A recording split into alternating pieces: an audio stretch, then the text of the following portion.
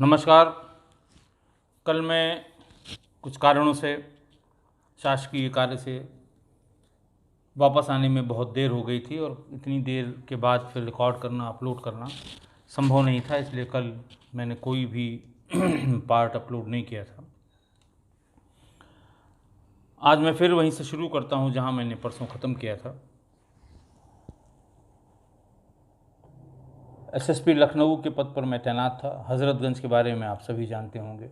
हज़रतगंज को लखनऊ का दिल कहा जाता है। सारी एक्टिविटी, चाहे वो पॉलिटिकल एक्टिविटी पूरे स्टेट की हो, कमर्शियल एक्टिविटी और बाकी सारी एक्टिविटीज़ का सेंटर है हज़रतगंज। अब तो उसका थाना अपनी जगह से बदल गया है। पहले उसका पुराना ब्रिटिश पीरियड का थाना ठीक चौराहे के पास ही, उसी के ठीक बगल में महिला थाना, यूनिवर्सल बुक डिपो और सामने मोती महल एक बहुत फेमस वहाँ की दुकान है जहाँ चाय, कॉफ़ी और लाइट स्नैक्स इत्यादि मिलते हैं।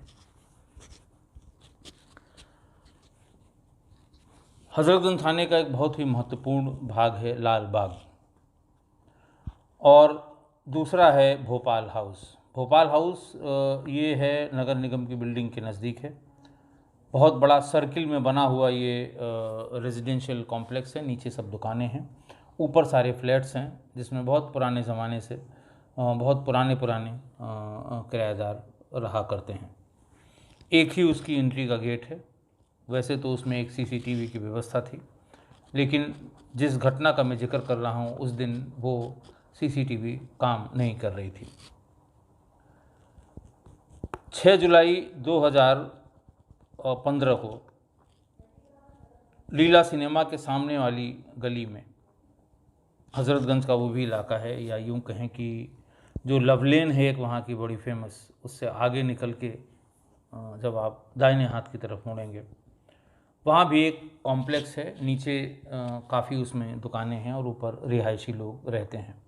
ऊपर भी कुछ पोर्शन में जो रिहायशी लोग रहते थे उसमें उन लोगों ने अपनी कमर्शियल एक्टिविटी की, खासकर कंप्यूटर और कंप्यूटर से रिलेटेड और काम की ट्रेनिंग की तमाम दुकानें खुली हुई थीं। दोपहर में 1-1:30 बजे ये सूचना आई कि हज़रतगंज में लीला सिनेमा के सामने वाले कॉम्प्लेक्स में एक महिला की हत्या हुई है, जो बुज़ुर्ग महिला, करीबन 75-80 साल की महिला थी। सभी लोग भाग के पहुँचे, मैं भी भाग के पहुँचा। सीढ़ियों से चढ़ के ऊपर गए। सीढ़ियों से जैसे ही आप दाहिने को मुड़ेंगे, पहले एक पूरा फ्लैट उस परिवार का है जिस परिवार की बुज़ुर्ग महिला थी। उसके बाद का फ्लैट उस बुज़ुर्ग महिला का है। महिला की बॉडी अपने बेड पर पड़ी हुई थी। ऐसा लगता था किसी भारी चीज़ से उसके चेहरे पर और सिर पर वार किया गया है। बगल में उनकी जो बहुएं थीं वो आ गई, बच्चे उनके थे, छोटे छोटे बच्चे भी वहाँ थे, सब आ गए। और ये ताजुब हो रहा था देख के कि ये इतने सारे लोग, सामने तमाम दुकानें, बीच में तमाम पार्किंग और काफ़ी एक्टिविटी, काफ़ी चहलकदमी उस मार्केट में। बहुत अच्छा फुटफॉल है उस मार्केट का। ऐसे में कौन मार गया, और जबकि पूरा परिवार ठीक बगल के फ्लैट में रहता है और किसी को पता नहीं लगा, ऐसा कैसे संभव है। खैर, सबसे अलग अलग बातचीत की, घर वालों से बातचीत की, सामने वालों से बातचीत की। अच्छा, जब इस तरह की कोई घटना किसी पॉश लोकेलिटी में होती है तो सबसे पहला काम वहाँ के लोग, जब पता लगता है कोई घटना हुई है, तो दुकान में ताला बंद करके भाग जाते हैं। अगर देखा है तो भी और नहीं देखा है तो भी, घटना के बारे में कोई जानकारी है तो भी और नहीं जानकारी है तब भी, ताला बंद करेंगे, भाग जाएंगे। और 10 मिनट, आधे घंटे के भीतर बिल्कुल ऐसा लगता है कि जैसे कई महीने से यहाँ कोई दुकान ही नहीं खुली है। उसका कारण है, वो यही कहते हैं कि साहब अभी पुलिस आएगी, पूछेगी, अगर हमने कोई बात बता दी तो हम दूसरों की नज़रों में चढ़ जाएंगे। फिर वो हमको कहेंगे, नाम पता नोट करके ले जाएंगे। फिर पूरी दिन पूरी रात, अच्छा भाई ये इतने बजे आपने किसको देखा? अब हमने किसी को नहीं देखा, ये मैंने बता दिया है, लेकिन हम 2 दिन तक थाने के चक्कर लगाएंगे। थाने में बिठा दिया, इंस्पेक्टर साहब किसी दूसरे काम से चले गए। थाने पे मौजूद कर्मचारी कहेगा सब पूछताछ इंस्पेक्टर साहब ही करेंगे। पूरा दिन बैठे हुए हैं, रात में भी कभी कभी बैठना पड़ा, अगले दिन छूट रहे हैं, कोई कसूर नहीं, और तमाम और आरोप लोग लगाते हैं। तो इन सब बवाल से, इन सब बवंडर से बचने के लिए ताला बंद करके भाग लेते हैं। हालांकि इससे उनकी बचत बहुत ज़्यादा नहीं होती है, ये पता लग जाता है किसकी दुकान है, कौन इस समय बैठा हुआ था। क्रॉस इंफॉर्मेशन जब ली जाती है तो पता लग जाता है साहब कौन था, काउंटर पे कौन था, भीतर कौन था, मालिक थे कि नहीं थे। उसके बाद फिर घर से बुलाया जाता है उनको। लेकिन तुरंत की परेशानी से बचने के लिए, घटना हुई है तुरंत की परेशानी से बचने के लिए कि सबके सामने पुलिस बुला रही है, सबके सामने पुलिस अपनी गाड़ी में बिठा के ले जा रही है, 10 तरह की बातें लोग करते हैं, इसलिए ताला बंद करके लोग उस समय भाग जाते हैं। इसमें भी यही हुआ। मृतका, उनका नाम रामरती था, और चूँकि हज़रतगंज में यह घटना हुई थी, सारा प्रेस एकदम टूट पड़ा, निकलने की जगह नहीं थी। और फिर जब आपके मुंह पे माइक लगाएंगे तो सवाल भी भांति भांति के। क्या लगता है किसने किया होगा, कुछ तो बताइए, किस पे शंका है अब तक पुलिस की? मैं कह रहा हूँ साहब 10 मिनट पहले मैं आया हूँ, आधे घंटे पहले की घटना है। पूछताछ होने दीजिए, जानकारी करने दीजिए। सीसीटीवी यहाँ बहुत सी जगह लगी हुई है, सीसीटीवी को देखने दीजिए, घर वालों से अलग अलग पूछताछ होगी तब कुछ बता पाएंगे। फिर भी क्या लगता है आपको, लूट हुई है कि नहीं हुई है? कोई इनका संपत्ति का विवाद था क्या? अब उन्होंने भी देखा है कि मैं 15 मिनट पहले आया हूँ और आधे घंटे मौके पर रह के निकल रहा हूँ, लेकिन सारी बातें वही। अब वहाँ पे जब हम पहुँचें, या हम पहुँचे थे, या जब भी घटनास्थल पे एसपी सिटी पहुँचे होंगे, पहला काम करते हैं कि साहब फॉरेंसिक टीम को बुलाया जाए, डॉग स्क्वाड को बुलाया जाए, फोटोग्राफ़र अपने जो होते हैं पुलिस के उनको बुलाया जाए। ये सारे लोग आते हैं, अपना काम शुरू कर देते हैं। फॉरेंसिक वाला फिंगरप्रिंट लेना शुरू करता है, अलग अलग एंगल से उसके फ़ोटोग्राफ लेता है, वीडियोग्राफ लेता है, क्राइम सीन को प्रिजर्व करता है। उसके बाद थाने वाले आते हैं, वो ब्लड सैंपल लेते हैं वहाँ से, उसको सरमोहर करते हैं वहीं पर। फिर उसके बाद लोगों से पूछताछ होती है कि भाई एफआईआर कौन लिखाएगा। जो एफआईआर लिखाने को, क्योंकि जब तक एफआईआर नहीं लिखाएगा कोई पोस्टमार्टम नहीं किया जा सकता, पोस्टमार्टम के लिए एफआईआर की प्रति होना आवश्यक है। तो इतनी सब चीज़ें वहाँ एक्टिविटी चलती रहती हैं। हम लोगों के यानी सीनियर लेवल पे अगर कहीं बहुत गंभीर घटना होती है तो डीआईजी रेंज लखनऊ भी आते थे और आईजी जोन लखनऊ भी आते थे। आके उनका ब्रॉडर प्रोस्पेक्टिव होता है कि साहब इसी तरह की घटना फलां ज़िले में भी हुई थी, बात करके पता कर लीजिए कि मोडस ऑपरेंडी एक ही है कि नहीं है। फिर अभी तक कौन कौन आया, कौन कौन नहीं आया, फिंगरप्रिंट वाले कहाँ पर हैं, इस तरह की बातें जो सुपरवाइजरी सीनियर लेवल का अफसर होता है वो पूछता है। लेकिन बाहर जाते ही वो बस 50 कैमरे आपके सामने, 10-12 उसके आईडी, डंडे नुमा, जरा सा चूक हो जाए तो बस चोट ही लगे आपको। तो ये कोई ऐसा नहीं था कि कोई पहली बार वहाँ हुआ था, वहाँ हर दिन का है। हमसे पहले भी जो रहे हैं उनके साथ भी यही हुआ, हमारे बाद भी जो रहे हैं उनके साथ भी यही हुआ। ये खबरों की अंधी दौड़, खबरों को पाने की, चैनल में सबसे पहले ब्रेकिंग चलाने की दौड़, ये उसका नतीजा है। उनका भी बहुत ज़्यादा इसमें दोष नहीं है, जो सब मित्र ही होते हैं इतने जो न्यूज़ को कवर करते हैं आते जाते, और सब जानते हैं। लेकिन उस समय कोई किसी को नहीं पहचानता जब उनको कोई बात पूछनी होती है, कोई बात निकालनी होती है, या अपने टीवी चैनल के लिए कोई बात कहनी होती है।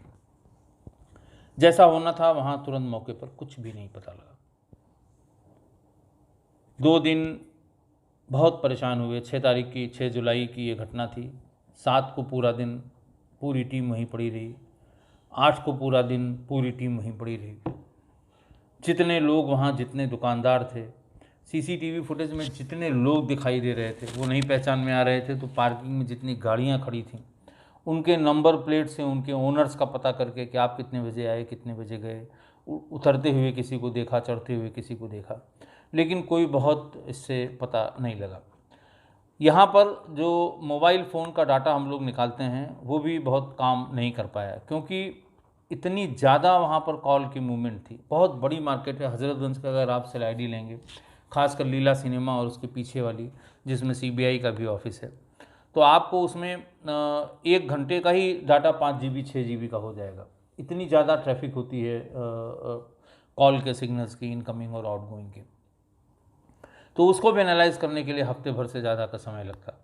3 दिन तक कुछ नहीं हुआ, तब तक शाम को 6 बजे 9 जुलाई को एक फिर खबर आई, भोपाल हाउस में retired assistant income tax commissioner Shri Anand Kishore Raina की उनके फ्लैट में हत्या हो गई। ये और गंभीर बात थी। हज़रतगंज से लालबाग वाली मुख्य रोड पर नगर निगम के ठीक बगल भोपाल हाउस बड़ा फेमस एड्रेस है, बड़ा फेमस लोकेशन है हज़रतगंज का। फिर सारे लोग वहाँ पहुँचे, अगल बगल जो लोग रहते हैं उनसे पूछताछ करने की कोशिश की। ये उनका मुंह बंधा हुआ, हाथ पैर बंधे हुए, सिर पे गंभीर वार, लगभग 90 साल की उम्र रही होगी। आगे पीछे का किसी का पता नहीं, और अगल बगल वालों में किसी का पता नहीं। किसी को नहीं पता कि साहब इनके साथ यहाँ कौन रहता है, ये कौन आता है, कौन जाता है। सब अपने अपने काम में मस्त। जो बड़े शहरों का हाल है कि ऊपर फ्लैट में रहने वाले को नीचे रहने वाले के बारे में कुछ नहीं पता, बगल में रहने वाले को कुछ नहीं पता। तमाम पूछताछ के बाद ये पता लगा कि साहब इनके यहाँ 2 नौकर रहते हैं। एक महिला नौकर दिन में रहती है और रात में 8-9 बजे पुरुष नौकर आता है। अब वो कहाँ की रहने वाली हैं, वो नौकर और कहाँ कहाँ काम करते हैं, ये बताने वाला कोई नहीं था। घटना शाम के 6 बजे की थी, गंभीर घटना थी। अखबार और टीवी ने उसको किस तरह उस समय प्रोजेक्ट किया होगा, ये आप कल्पना कर सकते हैं। 3 दिन पहले इसी तरह एक बड़े व्यापारी की माँ वृद्धा माँ रामरती की हत्या उसी के ठीक पीछे वाली सड़क में हुई थी। वो दिन में हुई थी, ये शाम को हुई। हत्यारे आराम से वहाँ भी हत्या करके चले गए और यहाँ भी हत्या करके चले गए। हमारे एसपी सिटी पूर्वी थे रोहित मिश्रा जी। अशोक वर्मा हमारे सर्किल ऑफिसर थे उस समय, सीओ हज़रतगंज। हम लोगों ने बैठ के बात किया कि 2 हत्याएं हो गई, दोनों बुज़ुर्ग हैं, सीनियर सिटीजन्स हैं, और बुज़ुर्गों की हत्या पे एकदम अचानक पैनिक हो जाता है कि साहब जिस घर में बुज़ुर्ग हैं वो अपने आप को असुरक्षित महसूस करने लगते हैं। तुरंत एक टीम बनाई गई और सबसे पहले ये हुआ कि जो बेसिक इन्फॉर्मेशन न तो रामरती की हत्या में पता लगा था और न ही इसमें घंटे 2 घंटे मगज मारने के बाद भी कुछ नहीं पता लगा था। महिला जो इनके यहाँ काम करती थी कौन है, तो खैर मोबाइल भी उनका ले गए, अलमारियाँ खुली हुई थी, ऐसा लगता था कुछ सामान भी ले गए। उद्देश्य ये समझ में आया कि लूट के उद्देश्य से ये हत्या की गई होगी, लेकिन कोई शोर नहीं मचा, किसी ने आते जाते किसी को देखा नहीं। एब्सोल्युटली बिल्कुल जिसको कहते हैं ये ब्लाइंड, दोनों ही ब्लाइंड मर्डर थे। एफआईआर भी जो लिखाई गई उसमें अज्ञात हत्यारों द्वारा हत्या किया जाना बताया गया। वैसे भी मैंने लखनऊ में अब तक जितने आपको इंसिडेंट्स बताए हैं ये सब अज्ञात हत्याएं थीं, नामजद हत्याएं नहीं थीं। कोई भी एफआईआर में ये अज्ञात थी, किसी को पता नहीं था क्या कि कैसे और किसने मारा है, और धीरे धीरे विवेचना से असली हत्यारे तक हम लोग पहुँचे थे। सबसे बड़ी चुनौती आनंद किशोर रैना की हत्या में थी कि सबसे पहले ये पता लगे कि उसके यहाँ काम कौन कौन करता था। महिला के बारे में पता करना बहुत ज़रूरी था। खैर उनका नंबर किसी तरह से उनके कोई बहुत दूर के रिलेटिव वो आए, उन्होंने बताया कि साहब ये इनका नंबर है। सीडीआर उनकी निकाली गई और फिर उनकी सीडीआर से जो नंबर हम लोगों ने लोकेट किए उससे लगा कि ज़्यादातर पॉसिबिलिटी यही है कि ये 2 नौकर इनके रहे होंगे। अगर आसपास कहीं वो और काम कर रहे होते, महिला या पुरुष में से कोई भी, तो पता लगाना या आगे बढ़ना आसान होता, लेकिन बिल्कुल कुछ नहीं पता था। तो सीडीआर के सहारे जितने भी, बहुत ज़्यादा बात भी नहीं करते थे, जो भी पिछले 3 महीने में जो नंबर्स निकले उससे पता करते करते अल्टीमेटली हम लोग एक महिला तक पहुँचे जिसका नाम रेखा था। रेखा उनके यहाँ दिन में खाना बनाने, साफ़ सफाई करने, उनकी देखभाल करने, उनकी दवा ले आने, सब्जी ले आने, दूध ले आने इत्यादि का काम करती थी। और जो शाम को, उसी ने फिर बताया कि शाम को जो दूसरा नौकर आता था वो 9 बजे के बाद आता था। सुरक्षा के दृष्टिकोण से वो अपने पास उसको रखते थे। वहीं बाहर कभी कभी और कभी कभी भीतर उनके यहाँ सो जाया करता था। रेखा से तमाम चीज़ें पूछी गईं।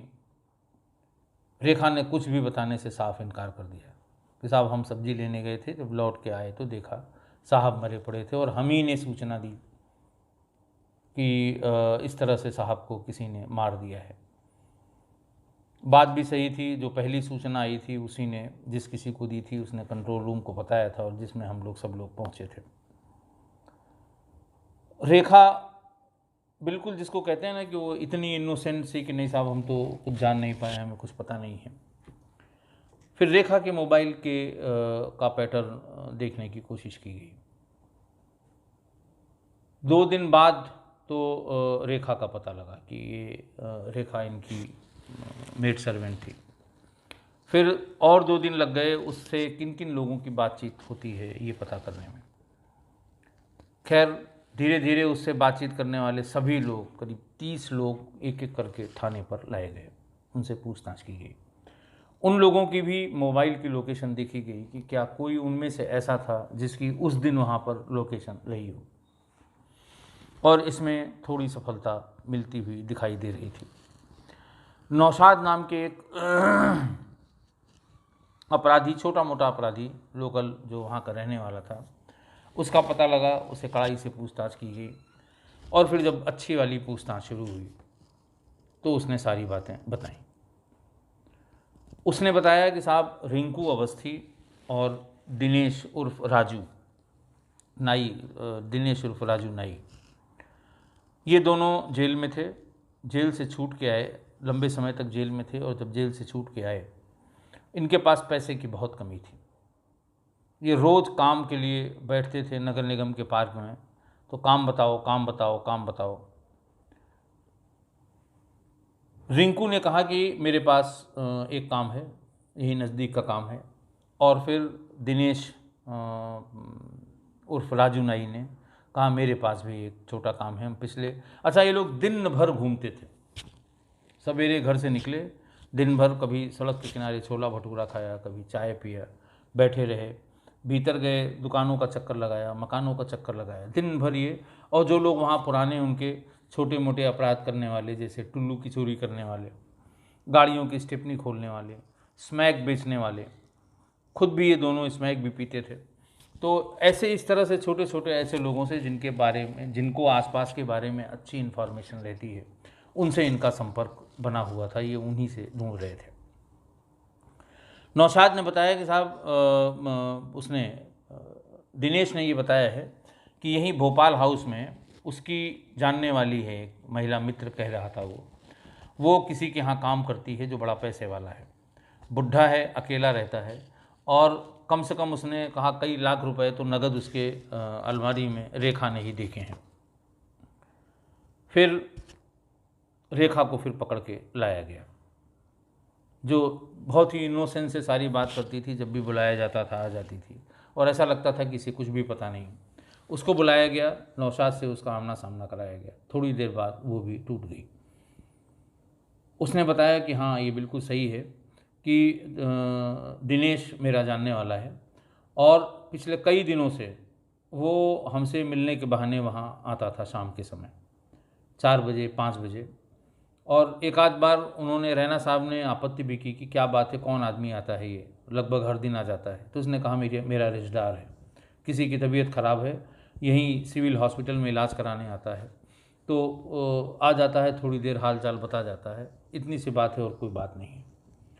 फिर उसने रेखा को बताया कि इसके पास कितना पैसा है, पूछा उससे। उसने बताया कि फ़लाँ फ़लाँ अलमारी में, इस तरह से भीतर घुसने पर बाएं हाथ को जो लकड़ी, दाहिने हाथ को जो लकड़ी की अलमारी है उसमें एक काले रंग का बैग है, कुछ पैसा तो उसमें है, कुछ पैसा उसमें नीचे जो उसका ड्रायर होता है उसमें एक उसमें कपड़े में बांध के रखा हुआ है। पासबुक बहुत ढेर सारी हैं, अगर पासबुक मिल जाए तो बहुत पैसा है इसका बुढ़े के पास, और कोई इससे मिलने भी नहीं आता, तो काम अपना बन जाएगा। इन लोगों ने तय किया, रिंकू अवस्थी, दिनेश, नौशाद और गुफरान, ये 4 लोग उस दिन एक एक करके भीतर गए और इधर उधर देखते रहे। और थोड़ी देर में दरवाज़ा, रेखा भीतर ही थी, थोड़ी देर में दरवाज़ा खुल गया, भीतर गए। 2 लोगों ने रैना साहब को मुंह दबा दिया तकिया से, 2 लोगों ने उनका हाथ पैर बांध दिया, लेकिन फिर भी अब आदमी जब प्राण निकलने को होता है तो उसके अंदर ताकत आ जाती है। रैना साहब ने एक बार सबको झटका जोर से दिया, तो इनकी समझ में आया कि अब तो जो अगर ये बच गया या कोई आ गया इस बीच में तो सारे लोग मारे जाएंगे, सब पहचान जाएंगे, सब जेल जाएंगे। ऐसे में रिंकू अवस्थी ने रैना की श्री आनंद किशोर रैना की गला दबाकर वहीं हत्या कर दी और बहुत इत्मीनान से जो भी अलमारियां खुली हुई थीं या उसमें ज़्यादातर में ताला नहीं था, ताला तोड़ा नहीं उन्होंने, जो जो खुला हुआ था उसमें से उन्हें काफ़ी पैसा और कुछ जेवर कुछ गोल्ड उनको मिल गया, वो लेके वहाँ से चले गए। सब पहुँचे नौशाद के यहाँ जहाँ वो किराए पर रहता था। वहाँ पर सबका अपना अपना बंटवारा हुआ, अपना अपना हिस्सा बांट लिया और बांट के वहाँ से चले गए। नौशाद के बारे में ये लोग इन्होंने ये तीनों पकड़े गए, रिंकू अवस्थी, नौशाद और गुरफान।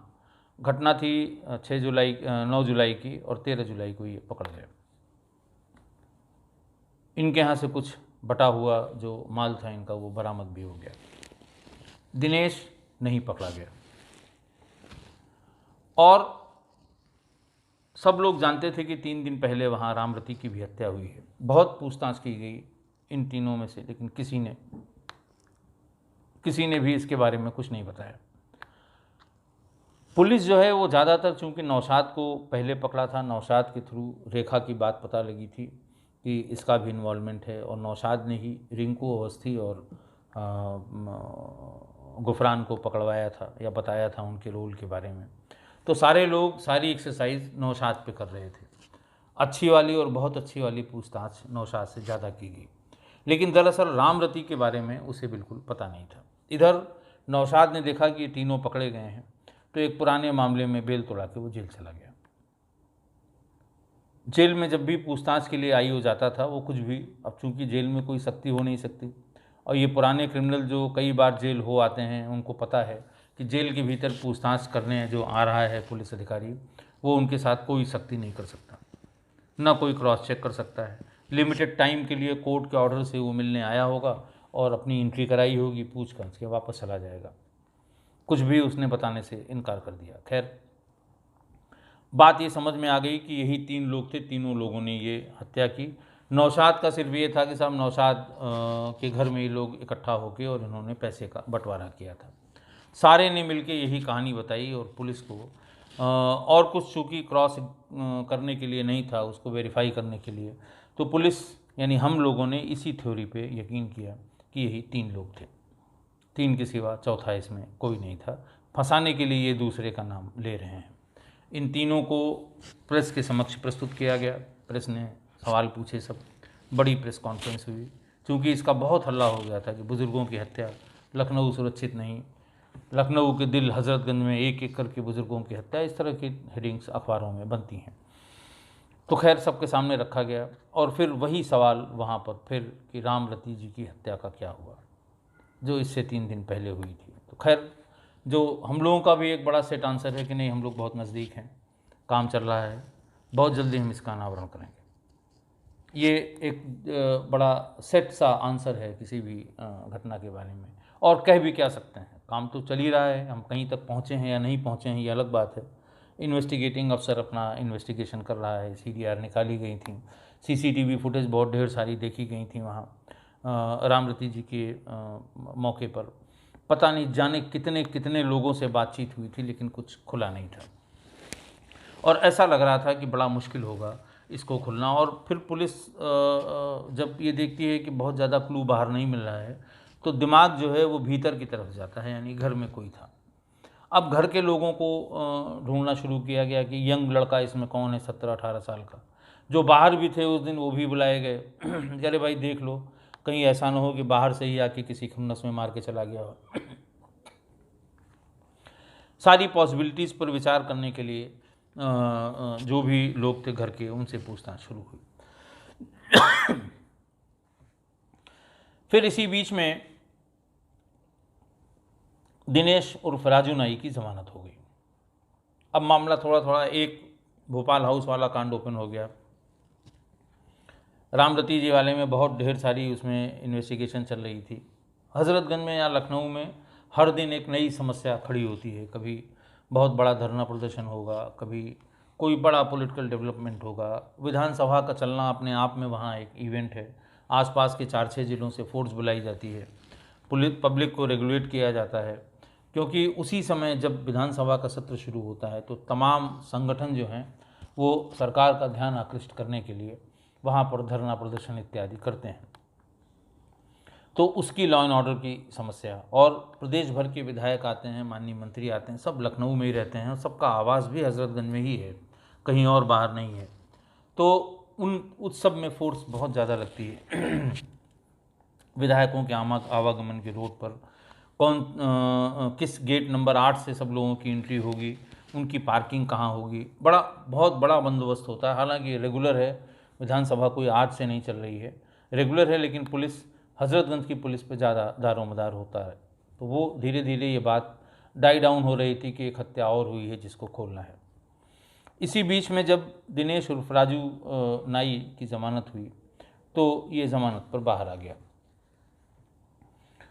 इंस्पेक्टर हमारा थोड़ा ठीक था, मेहनती था, उसने किसी को लगा रखा होगा कि इसका पता करना, असली बात अभी भी हो सकता है इसके पेट में कुछ हो, और हम लोग इधर उधर भटक के एक ही केस में इन लोगों का हम लोगों ने चालान कर दिया। राजू नाई के आने की सूचना मिली, एसओजी की एक टीम गई और राजू नाई जहाँ मिला इसे जानकीपुरम में, कहीं वो किसी और के मकान में रह रहा था। दिनेश उर्फ राजू उठ के आ गया, और चूँकि और कुछ बहुत ज़्यादा पूछताछ करनी नहीं थी, जितना उसके बारे में बताया था उसके 3 साथियों ने जो जेल भेज दिए गए थे, उसके बारे में पूछताछ शुरू हुई। जब अच्छी वाली पूछताछ शुरू हुई तब उसने उससे शुरू किया कि साहब, हम और रिंकू अवस्थी दोनों जेल में थे और एक साथ एक अपराध में थे, एक साथ बाहर आए थे, और हम लोग बहुत परेशान थे, इतना परेशान थे कि हम बता नहीं सकते हैं। और रिंकू ने ये कहा था कि एक तो काम हमारे पास है, और उन्होंने वो रामरती वाला काम बताया था। हम लोग सिर्फ 2 ही आदमी उसमें गए थे, और वहाँ हम लोग बहुत देर तक देखते रहे। सामान्य रूप से वो बुज़ुर्ग महिला दरवाज़ा खोल के, और फिर वो बैठी रहती थी वहाँ पर, या तो एक कुर्सी में बैठी रहती थी, आने जाने वालों को देखती रहती थी, या फिर बिस्तर पर बैठी हुई थी। वो एक मोटी सी चेन गले में पहनती थी सोने की, और अंगूठियाँ उनके हाथ में कई थी। ऐसा लगता था कि अगर ये चेन ही अकेले मिल जाए तब भी हम लोगों का 10-20 हज़ार रुपये का काम हो जाएगा, कुछ दिन तक हमारी गाड़ी चलेगी, क्योंकि हम लोग पैसे के लिए मोहताज हो गए थे। वकील की फ़ीस भी नहीं पूरी कर पा रहे थे। वकील साहब रोज़ तगादा करते थे कि हमारी फ़ीस का क्या हुआ। तो हम लोग गए, वहाँ खड़े रहे, देखा कि वो बुज़ुर्ग महिला बैठी हुई हैं। एक तरफ ये एक ही सीढ़ी से हम लोग घुसे, ये उस रूम के थोड़ा आगे निकल गया, हम थोड़ा पीछे रहे, एक दूसरे को देखते रहे। अचानक इशारा करके हम दोनों लोग भीतर घुस गए और भीतर से दरवाजे को बंद कर लिया।